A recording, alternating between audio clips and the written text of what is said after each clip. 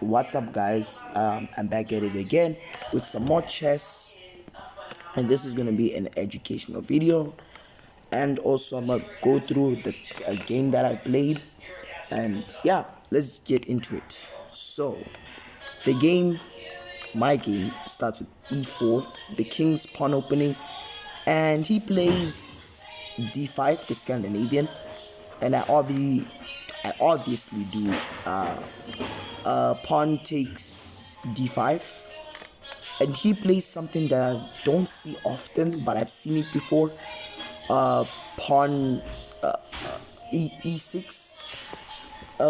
Then I played pawn takes e6, right? Because why not? It's free pawns. And he plays queen e7, and I was confused because I thought he was gonna take with the bishop or the pawn. And then I played queen e2 to kind of do trading tactics. He doesn't fall for it. He goes for bishop takes e6, and I play knight f3. He plays f6, and then I play knight c3. And it was at this point I was like, what is my opponent doing? He's not developing. He's moving his pawns. He's not even trying to castle. And we're gonna see where him not castling early almost got him into trouble. And he plays c6, and I play d3 to open up for my bishop. He plays knight to h6. I play h3 to stop his bishop from going to g4. And then he plays knight to d7, and then I played knight to d4 as like a tactic. He plays knight to c5. Here I was confused why he did that, because I thought he just gave me a free bishop, but then I calculated it, and I played knight takes e6. He plays knight takes e6, and I played bishop takes h6 finally. And he plays pawn takes h6, the normal stuff.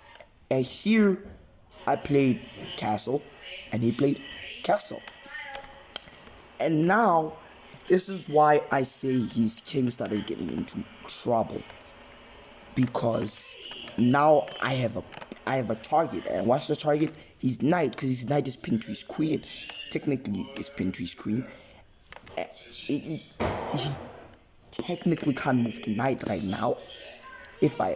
So I played rook to e1, threatening to capture the knight. He plays rook to e8, e8, e8, and I played g3 to I don't know. Okay, no, to blanket on my bishop, right? And he played g7. My bad. Bishop to g7 to Vienketo as well. That's why to Vienketo.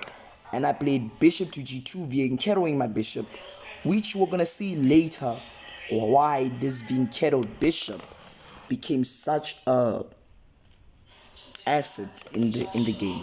So he plays f5, and his tactic is to capture my knight and make me double up my pawns next to my castle.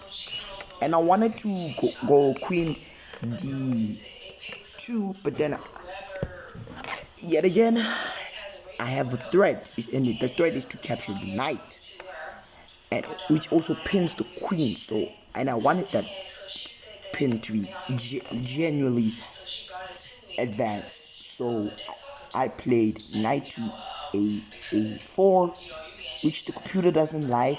He plays b5, which I calculated, and I calculated in that pawn move I play bishop takes c6, and he does a move here that was outrageous, and he played pawn takes a4, and here it says I have a better position, and I play bishop takes e8, and now they are sick. They well they the computer doesn't like my advantage anymore. Then he played a rook takes bishop at e8. I played c3, which was the only move. But then I saw he had pawn to a3, but then he didn't play it. He played queen c5, which I took a minute to kind of understand what he was doing. He was threatening to go bishop takes, pawn takes, queen takes. You get the drill. But I played d4 to stop his plan, and he went a queen to c6, which I then played g4 to attack his pawn, and then he played f4, and then I played rook d1 to like kind of like protect the pawn. My bad. He played f3, which I calculated, and I went queen e2 to attack the pawn and protect my pawn. He plays d8, which I then wanted to push the knight, but then I saw this, and I thought maybe this would have been a good idea, which the computer says it loves it, but it doesn't like it, you know. So let's go back to this position. I played king b1 and king b1, and he played d6, rook d6, and then I played rook d3 to kind of double attack the pawn because I wanted to capture it, but I wasn't so sure if I should capture it. But then I calculated knight to g5, pawn to h3, h4, pawn to h4. He has to move knight, I take, yeah, blah blah blah blah blah blah. Yeah. He played queen b6. I wanted to capture the pawn, but then I played d5, like kind of like a sneaky tactic, and he played a3.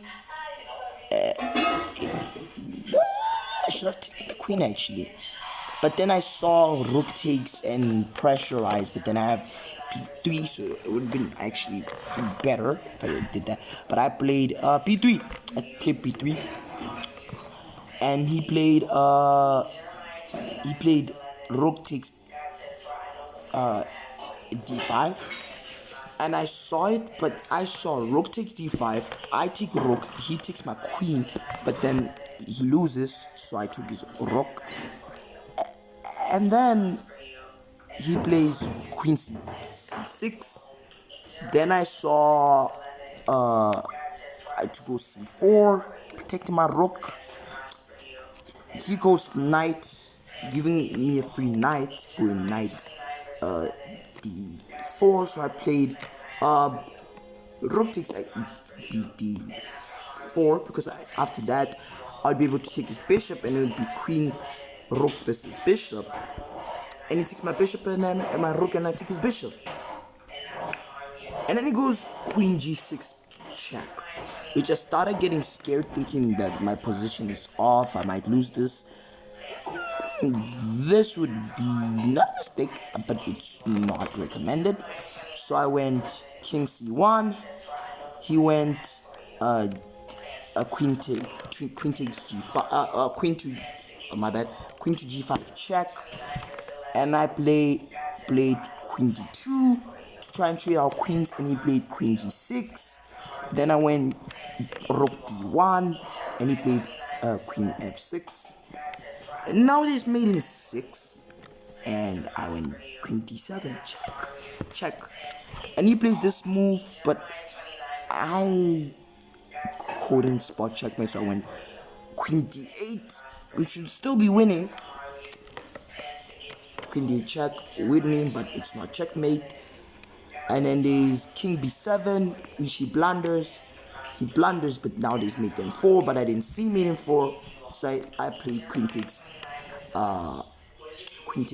f6, and now there's mate n3. And then my opponent resigns. So, for educational sakes, when you, oh my bad, when you are down, when you have your queen lined up with your rook like this, and you block it with another piece like this, you're gonna see these three pieces. It's gonna be a pattern which got him into trouble most of the times. And we also see it over here. Again, the same thing. Here, now there's three pieces. Still up, my bad. There's three pieces. When you have a piece covering a piece covering a piece, you want to unpin those pieces the fastest you can without making another pin. So, as you can see, it's the same thing again, which ends up getting, okay, separated. And don't, his king is also open, which gets him into trouble at the end. So, and most of it, he did not move his knight, which was been able to move. And also here, be careful, there's this tactic here, and he's losing, simply losing. So, for educational sakes, I'm also gonna tell you guys not to play unknown games, and I'm also gonna show you a game that, oh no, not this one, my bad, give me a second,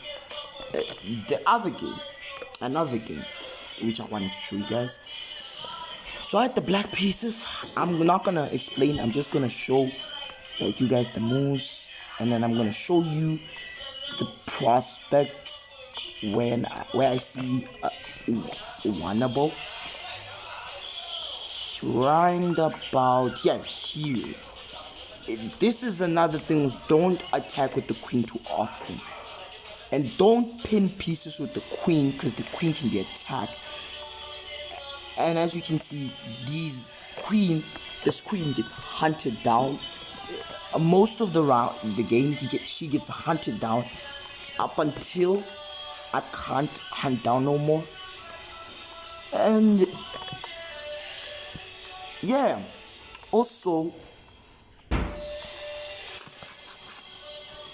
he tries to make an attack, but he tries to defend with a lot of pieces. And here I started running out of time, so he's playing fast moves, he's not thinking, and here he starts to get an attack. His queen gets hunted down again, and here he made a mistake because he thought my king was not attacking his queen, so I took his queen and he resigned. So, moral of the story, be careful, calculate. No matter if your opponent is running out of time, don't play quick, calculate, because of these don't move your queen too fast. And here, as you can see, his king was defended and didn't have open pawns, which made him actually not lose to. I don't even think I checked them once, except if we can go back to here where his king is out in the open. So, and as you can see here, he had 7 minutes, I had 1 minute and 2 seconds. So yeah, this was an educational video. If you liked it, like and subscribe, and thank you very much for watching this video. Peace.